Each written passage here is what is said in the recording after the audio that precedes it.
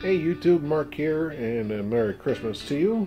It's actually a couple of days after Christmas, but still Christmas season, right? If you watched my latest hiking video, I talked about a smoker that I made from an old refrigerator. And it's like, you know what, I should make this into its own little video. So that's what I'm going to do.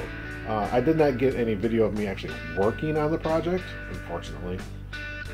But I did take a lot of photos of what I was doing while I was doing it. And that's actually what I want to do. I'm going to just sit here and talk, tell you what I did, and then show you the pictures that I took as I was doing it. If you remember from the previous video, I was telling you about the refrigerator and I showed a picture of it, which I'll show you now. Old 1940s refrigerator, but ugly with these flower stickers on it. But hey, for $3 from the recycling places, can't beat it, you know. Actually, I think the refrigerator might have still been working, because when I picked it up, it actually had ice still in the freezer area of the refrigerator. So it might have been still working, but I could have cared less because that's not what I wanted it for. So what I ended up doing is I gutted the whole thing out, took out all the shelvings. The top part of the refrigerator section actually was like a freezer area. Took all that out. Took out all the shelves. And then at the bottom there was a drawer, kind of like a crisper drawer. And that was just in the main body of the refrigerator itself. Now, underneath, there was another door on the bottom. And it was kind of like an access door. But it was, you know, so you got a door that stood up like that, and then you had this plate that was like this. So when it opened, it would catch, and then you could put stuff, you know, in the area. And then when it was closed, all the compression, the compressor and stuff was back here. Not a bad design, but I didn't need this back part anymore. So I took that off. So it's just a door now. I didn't want those flowers on there, definitely. I didn't want those flowers on there. And they looked like they were just like vinyl decaled stickers, you know, I don't know, maybe something that you could buy back in the 40s or 50s or something like that, and someone just stuck them on there. Maybe it was like old vinyl wallpaper that they stuck on there. I really don't know what it was, but it wasn't too hard to take off, just basically some hot water would loosen up the vinyl and the glue enough to where I could just basically peel it off. The old seal, you know, it was rotted and breaking and cracked and stuff like that. And if I'm using it for a smoker, I don't even know how well it would hold up to temperatures, you know, so it's like, I better take this rubbery stuff off and actually go get fire resistant rope is basically all it is. So after I sealed it, I needed a way to get heat, and I got a friend that gave me an old turkey fryer system, not the pot, but he gave me the burner element that you would have on the bottom. And it's like, you know what, I never deep fry a turkey, but I could actually use this now. So what I did is I stuck that burner element on that bottom area where that access door was for the compressor. So I stuck it under there. Well, now I needed to cut a hole in the floor of the top section to allow the heat and the smoke to rise up. And I did a really crappy job of cutting out a hole, but it's a hole, that's all I need. I'll probably go through sometime and make it a little neater and whatnot, but for now, it's fine. I was sitting there checking it off. It's like, okay, I got it sealed up. I got a burner. I got the hole in it. That's all I really need right now.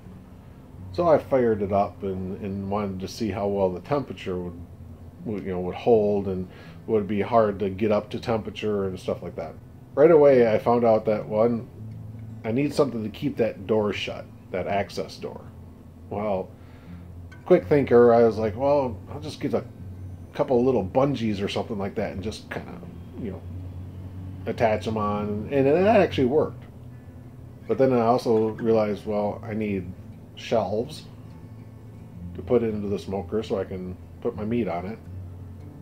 But I also need a vent. I found a shelving system. It wasn't too expensive, maybe like 20 bucks.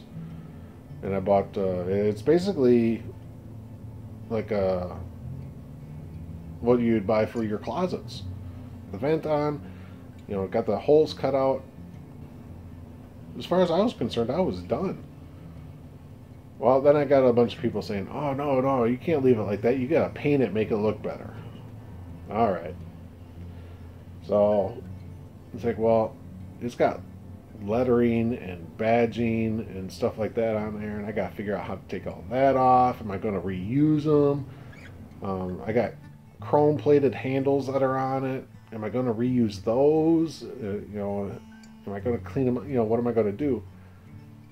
Well, it took me a little while, and the door was actually kind of complicated to take apart.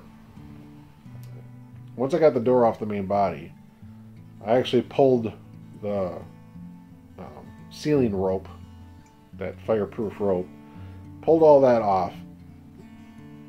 I got the inside panel of the door off, and of course inside that is a bunch of old insulation. And I took all that off. And then on the inside of the door, the letters were like covered, all the screws with the little nuts and stuff on there. Well, it was all covered in this black tarry stuff, and it was a pain. I had to sit there with a scraper and scrape all that stuff off. Just chip away at it. Finally get a needle nose plier and undo all the little nuts that were holding on everything. And luckily that's all it was. Everything was just nuts and bolts. Very little welding was involved. Almost no rivets were involved. It was actually really easy to take everything apart. So once I got the letterings and the badging undone from all that black crappy stuff, I was able to unscrew it all off, just pull them off, and it's like, yeah, I'm never going to reuse these. I don't want to waste the time in cleaning them up, and I don't want the badging on my smoker. So I just threw them out. I took the door handles, got them all polished up. Oh man, they are shiny now. Oh. And then I took Carbondo to all those little holes that were all over for the badging and the letterings and stuff like that. And I just took automotive Bondo and just covered everything up, and sanded that down, sanded the whole door down. Well, because I had to do that to get a little bit of grip for the primer and paint that I was going to put on it. I didn't want to leave it that high gloss enamel. Got the whole door sanded.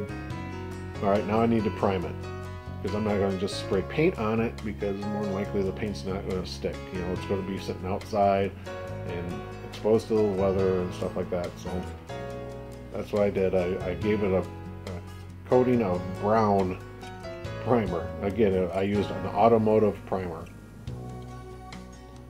And then I was sitting there thinking about my color option. Some people were telling me, oh, put flames on it. It's a smoker. I didn't know if I wanted to do flames. It's like, it's got those louvers that go down the side of the door panels. It's like, to keep those one color and have the rest of the body another color, that'd be kind of cool.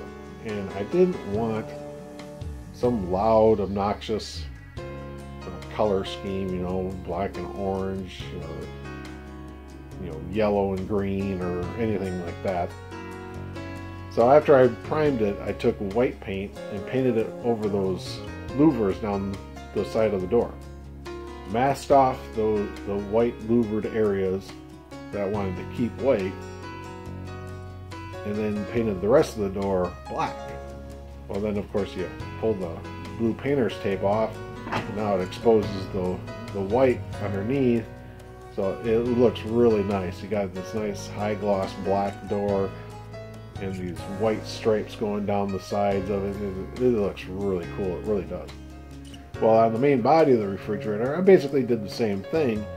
You know, I sanded it all down, gave it the same brown coating of primer, and then just painted the whole thing black. There was no special areas that I needed to keep white like I did with the door. So then once I did that, I put the door back together, put the handle back on, but I got the door rehung, and it looks awesome. I mean, there's some drips, you know, I just use spray paint for crying out loud, so I got drips and stuff like that. The last thing I had to do is I had to figure out how to keep the that bottom access door closed. You know, when I first started, everything was being held shut with bungee cords. Well, I don't want to keep the bungee cords on there. So I actually went to an RV shop, and they have these interlocking latches that once you engage the latch, it actually pulls in a little bit. So it really pulls it in tight, and then it should help seal up that bottom access door. And that's pretty much it. My smoker is done. I think it looks great. And all I have to do now, since I've made this video, the only thing I have left now is just to reseal the door. And I'm not going to go back with that fire cement, that fireplace cement. I'm not going to bother with that. I'm going to go with the high temp caulk. I can kind of push the rope into that caulk better. It'll hold better. The caulk will actually hold on to the metal, the paint and stuff on the smoker. I'll hold on to that a little bit better. It's black, so it matches and stuff. But yeah, that's pretty much it. That's my project. I think it's great. I love the way it turned out, and you know, I don't know what I'm going to do now. I did already do some ribs in there, and I did a pork butt in there, and it turned out great. It really did. Well, this is Mark saying thanks again for watching, and I'll see you on the road.